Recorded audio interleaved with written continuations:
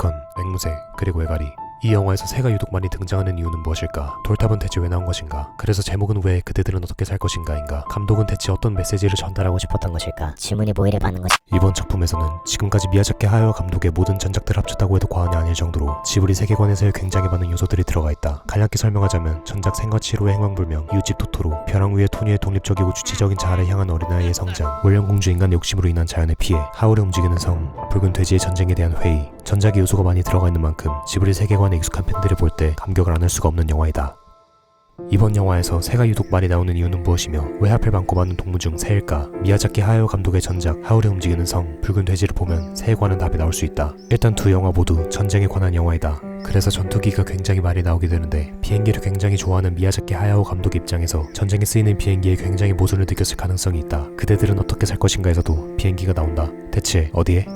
바로 마이토의 아버지 쇼이치가 하는 일이 있다. 작중 배경은 제2차 세계대전으로 쇼이치는 전투기 공장을 운영하고 있다는 설정이다. 직원들이 부품을 옮기는 장면 등등 전투기에 대한 암시가 많다. 그리고 이 세계에서도 전투기를 연상시키는 존재가 있는데 그것이 바로 새이다. 현실에서의 전투기가 이 세계에서는 새로 표현이 된 것이다. 와라와라를 먹는 펠리컨들, 무분별하게 다 먹어치우는 식욕 끝판왕 앵무새들, 마치 살생의 목적을 가진 전투기의 모습을 투영한 듯하다. 전투기를 새로 운영한 것은 와라와라를 먹다가 격추당한 펠리컨의 대사로 알 수 있다. 자신들은 먹이를 먹기 위해서 날아다니고 어쩔 수 없이 이곳으로 왔다는 것이 마치 현실에서는 전쟁에 휘말려 어쩔 수 없이 살생을 하는 상황임을 알 수 있다. 와라와라를 먹는 것이 아니라 더 높은 곳으로 데려다주는 역할이었다면 펠리컨도 와라와라도 죽는 일이 없지 않았을까? 비행기를 전투용으로 써야 했던 것일까? 마치 어쩔 수 없이 무언가에 쫓겨 이런 짓을 한다는 듯한 펠리컨의 대사로 전쟁과 폭력이 과연 누구를 위한 것인지 회의를 느끼게 해주는 장면이었다. 앵무새에 대한 묘사도 꽤 흥미로운데 머릿속이 식욕으로 가득 찬 앵무새들은 파시스트를 연상시킨다. 이들은 영화 내에서 극단적인 태도를 취하고 있으며 이 세계를 지배하는 앵무새들, 그리고 세상을 자신의 것으로 만들고 싶은 인고대왕의 권위적인 모습에서 군국주의적인 모습을 볼 수 있다. 결국 자신들이 사는 세상을 자신의 손으로 파괴하고 마는데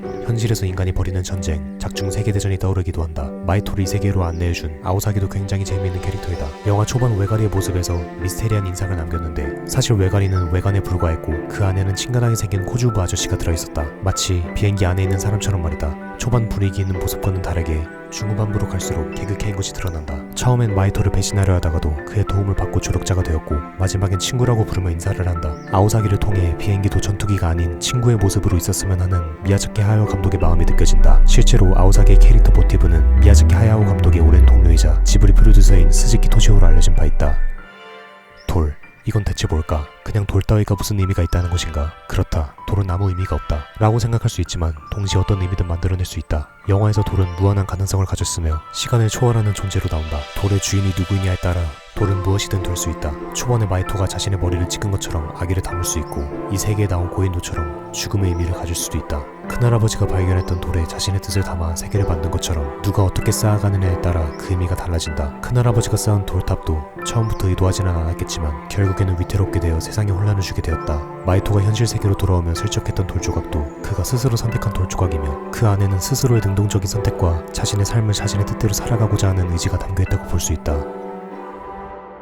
탑의 주인은 같은 피를 물려받아 이어나갈 수 있는 상당히 부조리한 시스템을 가지고 있다. 조폭마냥 이 세계를 꽉 잡고 있는 인고대왕도 마이토가 아무리 큰할아버지의 친족이어도 탑의 규칙을 따라야 한다는 대사를 통해 끔찍하게 기존의 규율을 중요시하는 똥꼬집 마인드를 가지고 있는 것을 알 수 있다. 하지만 큰할아버지는 어지간히 지겨웠는지 마이토에게 기회를 주려 한다. 잠깐 솔깃했을 법한 마이토는 자신이 가업을 물려받아 탑의 주인이 되어 평화를 만들어 나갈 수 있음에도 불구하고 원래 있던 시간으로 되돌아가는 선택을 했다. 그의 어머니 히미도 자신이 죽는다는 것을 알면서도 원래 자신이 있던 시간으로 돌아갔다. 그들은 모두 큰할아버지의 피를 물려받아 탑의 주인이 될 자격이 있었지만 모두 각자 제자리로 돌아가 그들의 인생을 살아간다. 세상을 움직일 수 있는 힘과 권력도 정말 좋지만 가족, 친구, 집, 내 삶, 이것보다 중요한 것이 있을까? 이 영화는 삶에서 가장 중요한 것이 무엇인지 생각하게끔 하는 영화이며 남들이 정해주는 것이 아닌, 세상이 정해주는 것이 아닌 자기 스스로의 삶이 무엇인지 고민하게 하는 아주 뜻깊은 명작이다. 이 영화가 지금 이 시기에 나온 것이 우연인지 모르겠지만 세계가 혼란에 빠졌을 때 나온 영화이니만큼 사회적 가치가 굉장히 높으면서 시대적 흐름을 관통하는 명작임을 분명히 할 수 있다. 그래서